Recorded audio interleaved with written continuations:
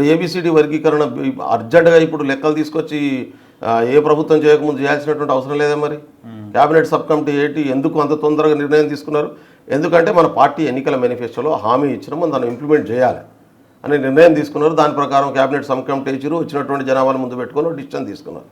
అందుకనే ప్రభుత్వం పార్టీ లైన్లోనే పనిచేస్తుంది, పార్టీ సిద్ధాంతంతో పనిచేస్తుంది. ఇప్పుడు రైతులకు రుణమాఫీ చేస్తామని చెప్పినాం, ప్రతి నిర్ణయం పార్టీ చెప్పిందే కదా, స్టెప్ బై స్టెప్. ఇప్పుడు ఒక్కొక్కటి కొన్నిసార్లు వెనక కావచ్చు, ముందు కావచ్చు, కానీ ఇక్కడ ప్రభుత్వం 100% పార్టీ చెప్పినటువంటి పద్ధతుల్లోనే పనిచేస్తున్నది.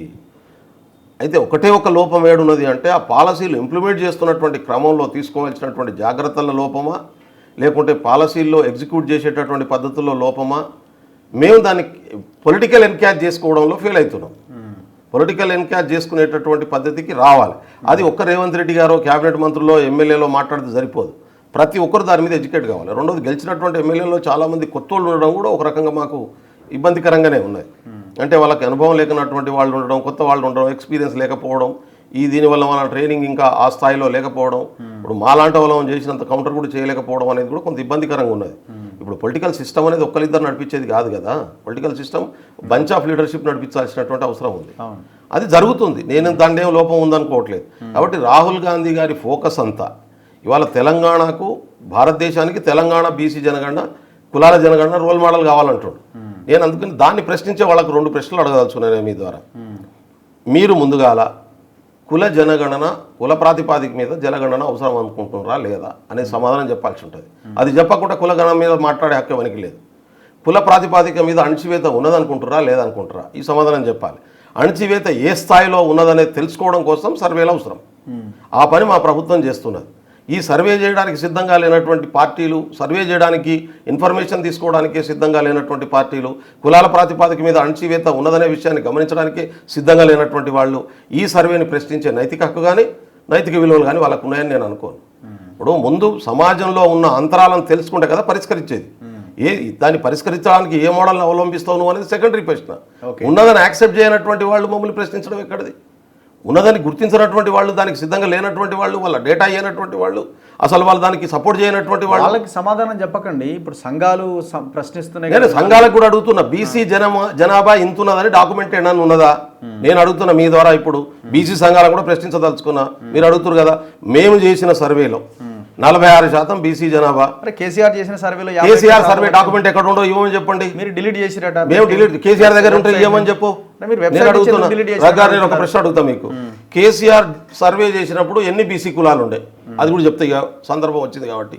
కేసీఆర్ సర్వే అయిపోయిన తర్వాత ఎన్ని బీసీ కులాలని లిస్టులోకి వెళ్ళి డిలీట్ చేసారు చెప్తారా ఎవరన్నా? బీసీ సంఘాలని చెప్పమని చెప్పండి. మరి 26 కులాలు బీసీ జనాభా లెక్కల నుంచి తీసేయలేదా కేసీఆర్? మరి ఆ జనాభా లెక్కలు ఎడిపోయినా ఇవ్వాలా? ఇప్పుడు జనరల్లో వస్తారు కదా, వాళ్ళు జనరల్లో వస్తారు కదా, బీసీలో ఎట్లా వస్తారు? ఇప్పుడు 26 కులాలు ఆంధ్ర బేస్డ్ కులాలని తెలంగాణ జనాభా బీసీ లెక్కలకి వెళ్ళి కేసీఆర్ తీసేయలేదా? వాళ్ళు దాదాపు 6-7 లక్షల మంది హైదరాబాద్లో లేరా? వాళ్ళ లెక్కలని వాళ్ళ ఓసీ కులాల లెక్కలో రాలేదా? అంటే అవగాహన లేకుండా మాట్లాడితే ఎట్లా? క్లారిటీ ఉండాలి కదా, మనకు స్పష్టత ఉండాలి కదా. నేను అంటున్నా, ఆన్ రికార్డు చెప్తున్నా, 26 బీసీ కులాల్ని కేసీఆర్ సర్వే చేసిన తర్వాత బీసీ కులాల జనాభా నుంచి తీసేయలేదా? మరి ముఖ్యమంత్రి కూడా చెప్తలేడు కదా. అంటే నేను చెప్తున్నా కదా, నేను పార్టీ ప్రతినిధిగా చెప్తున్నా. కాబట్టి నేనేమంటున్నా అంటే మేము 42% ఇస్తామన్నాం. ఇప్పుడు తీసుకున్నటువంటి సర్వే 100% అనలే, 96% మాత్రమే సర్వే జరిగింది. 4%కు సంబంధించి ఇంకా ఇన్ఫర్మేషన్ ఇవ్వాలన్నటువంటి వాళ్ళు ఉన్నారు. ఇంకా మేము ఉన్నట్టు నిజాయితీగా చెప్తున్నాం, మేమేం దాచుకోలేదు. అయితే అడుగడుగున దాన్ని సెంట్రిక్గా ప్రచారం చేయలేదు. మేము చేసిన తప్పు అది కూడా ఉంది.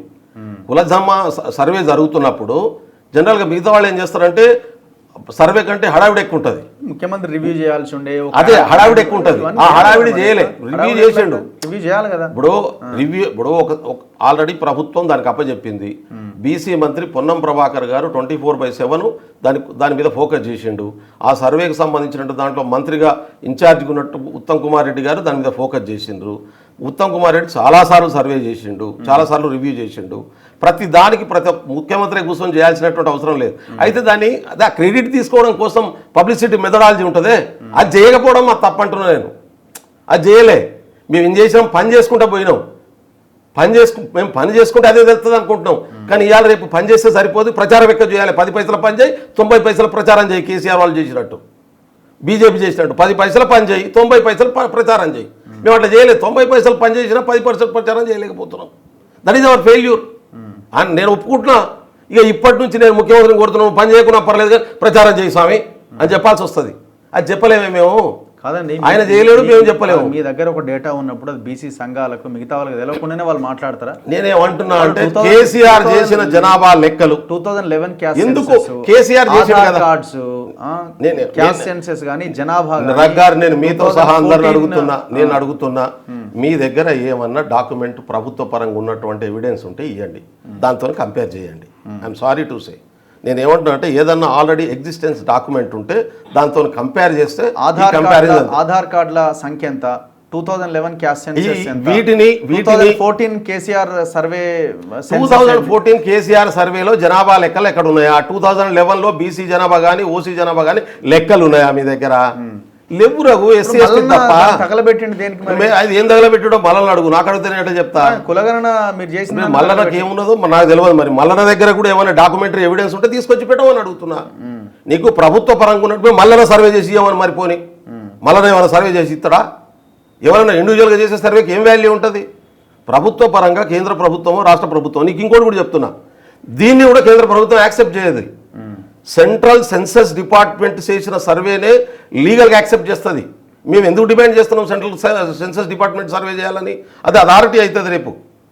అందుకనే అయినా ప్రభుత్వం మీద ఒత్తిడి తీసుకురావడం కోసం ఇక్కడ స్టేట్ గవర్నమెంట్ పరిధిలో ఉన్నటువంటి పథకాల్లో మేము 42% ఇవ్వడం కోసం ఇప్పుడు 46% వచ్చింది.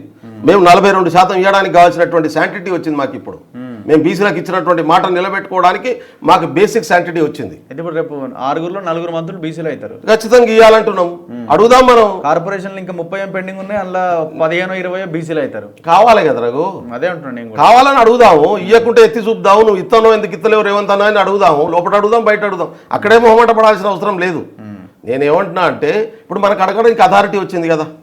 46% వచ్చిన తర్వాత 8%-10% మైనారిటీ సంబంధించినటువంటి బీసీ జనాభా కూడా వచ్చిన తర్వాత ఇవాళ 56% మనకు అడగనికి వచ్చింది కదా అథారిటీ. ఆ బేస్ను అడ్వాన్స్ చేసుకుంటూ దీంట్లో లోపాలను సరిచేయమని అడగమంటున్నా నేను. 96% అంటున్నావు. ఇప్పుడు బీసీ సంఘాలు అడిగినాయనే కదా మళ్ళీ ఇవాళ నుంచి నిన్నటి నుంచి సర్వేకి మళ్ళీ దరఖాస్తులు పెట్టుకోనని ప్రభుత్వం అవకాశం ఇచ్చింది. ఆ లోపాన్ని సరిచేసే ప్రయత్నం చేస్తున్నాం. ఏమని చెప్పండి కేటీఆర్ కేసీఆర్ను ఇవాళ మిగతా హరీష్ రావును కలిసి వచ్చి మీ జనాభాని కూడా లెక్కలు ఏమని చెప్పండి. ఇవ్వండి, ఇచ్చి సహకరించండి. కేసీ సహకరిస్తా అన్నాడు కదా, మేము మళ్ళీ చేస్తే మేము సహకరిస్తా అన్నాడు కదా కేటీఆర్. అందరికంటే ముందు ఈ నీ కుటుంబ వివరాలన్నీ ఇస్తే గొప్పని అవుతావు. అంటే ప్రభుత్వం ఒకటి తీసుకున్న తర్వాత ఇప్పుడు ఇప్పటిదాకా జరిగింది ఏంటంటే బీసీ జనాభా లెక్కలు తెలిస్తే బీసీలకు వాటా అడుగుతారు, బీసీలో చైతన్యం వస్తుంది, బీసీలు హక్కులు అడిగే పరిస్థితి వస్తుంది. ఇది రాకుండా ఉండడం కోసం మభ్యపెట్టినోడు గొప్పోడయ్యండు, చేసినోడు దొంగ అయిందా?